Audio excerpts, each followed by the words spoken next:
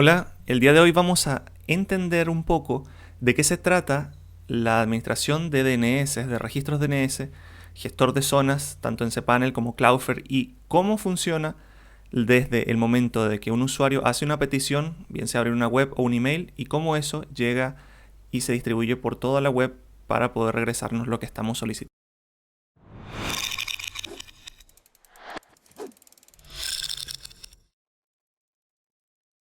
Bien, empezamos entonces.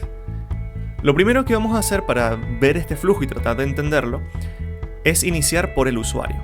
Entiende a su usuario como cualquiera de nosotros que hace una petición, como bien podría ser abrir una web o enviar un correo. En ese caso, en internet, una vez que yo escribo una dirección, por ejemplo google.com, nextstation.cl, facebook.com o lo que sea, YouTube, luego de hacer enter, además de hacer muchas otras cosas que no viene el caso ahora hacerlo, y voy a resumir, quizá no va a ser tan específico, pero voy a resumir un poco, él va a buscar una información en donde nosotros hayamos comprado el dominio.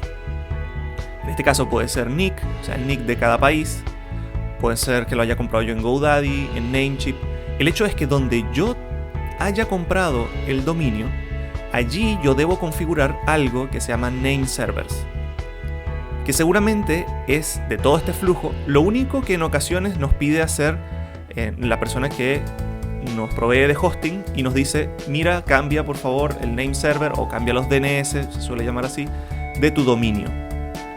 Estos name server lo único que le dicen al dominio es: oye, mira, toda la administración del dominio la vas a trabajar aquí. Y ese aquí viene siendo cada uno de los name servers que colocamos.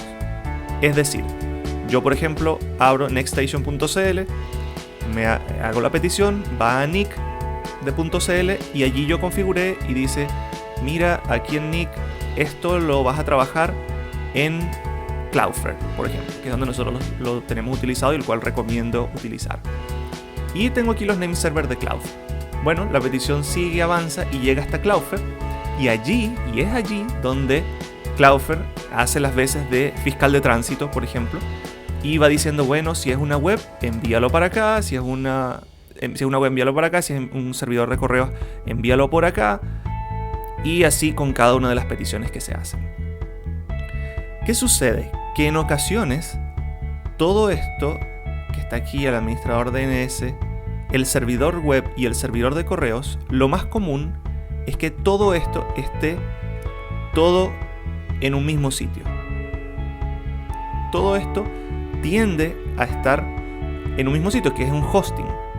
Por ejemplo, compramos cualquier hosting compartido y simplemente nos da acceso a un cPanel o cPanel y todo esto está ahí adentro. La parte de servidor web está en la parte de administración de archivos, está también la parte de correos, está la parte de administración de DNS, aquí donde dice Zone Editor o editor de zonas, gestor de zonas DNS, y todo esto lo encontramos en el mismo hosting. Por eso es que en ocasiones cuando utilizamos cPanel esto no nos es tan natural, porque lo tenemos todo junto y lo vemos como simplemente iconos dentro del cPanel. Pero ¿qué sucede en el caso en el que nosotros utilizamos generalmente y en el cual yo recomiendo, que es tenerlo todo por separado? Es decir, la administración DNS por un lado, por ejemplo con Cloudflare, los correos tenerlos en otra parte, por ejemplo puede ser en G Suite o Zoho o incluso en el mismo cPanel, ahí no habría quizá tanto problema, y la web en otro sitio, que bien podría ser Amazon Web Service o incluso, como les decía, en el mismo cPanel. Entonces, vamos a ver hoy el caso en el que, por ejemplo, está todo por separado, y aquí en el administrador DNS nosotros debemos configurar algo que se llama registros A. Los registros A, al momento de yo crearlos, lo único que me va a pedir es una IP de destino. Podríamos ver en otro video, pero las IP básicamente son la dirección del servidor.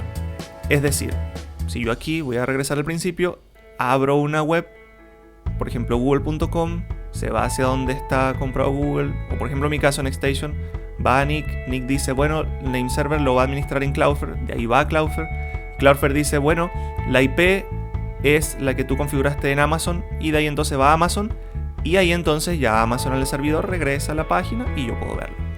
Por ejemplo, envío un correo, va a la petición, va Nick dice, esos en Nameserver están en Cloudflare. Va hasta Cloudflare y Cloudflare dice, bien, mis registros MX para este dominio están en G Suite o Zoho. Y de ahí van a Zoho y entonces allá se procesan. ¿Por qué sugerimos utilizar Cloudflare en ocasiones? Porque de esta forma queda independiente del hosting. Es decir, si por cualquier motivo, imaginando que todo esto está por separado, el hosting se cae y nosotros tuviésemos la web en el hosting, Cloudflare no depende de ese hosting. Y los correos podrían seguir llegando en el caso de que lo tuviésemos, por ejemplo, en G Suite. Entonces podríamos tener la web caída, pero los correos no. Y viceversa. Entonces esto es, en grandes, a grosso modo, todo lo que ocurre para cada una de las peticiones y la parte de DNS. Hay un punto importante también que es, registros A puedes tener todos los que quieras, porque cada registro A va a decir el dominio o subdominios. También para eso se puede utilizar otros registros que se llaman CNAME.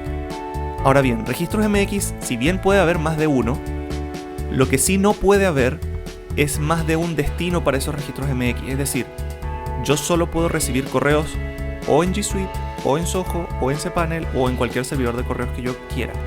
Pero no puedo tener configurado registros MX para que caigan correos en mi cPanel y además en G Suite. ¿Ok? Entonces no puedo tener registros MX para que mis correos caigan en dos lugares a la vez. Solo debe estar configurado para uno solo. Hay un último registro que no lo había puesto por acá, pero también se utiliza bastante, que son los registros TXT, que suelen utilizarse para, verificar dominio, verificar cuentas, etc. Pero son registros aislados y que no necesariamente siempre dependen de algún servidor directamente que nosotros debamos configurar. Pero sí suelen utilizarse. Estos son los tres registros que más se utilizan. De esta forma entonces, resumimos esto, te invitamos a hacerle clic en el botón me gusta, suscribirte y dejar todos los comentarios que quieras para poder ver si es necesario hacer otro video, responder dudas y poder apoyarles entonces en entender bien qué sucede cuando yo abro una web o envío un. Te invito a darle like al video, suscribirte y dejar tus comentarios para más contenido como este.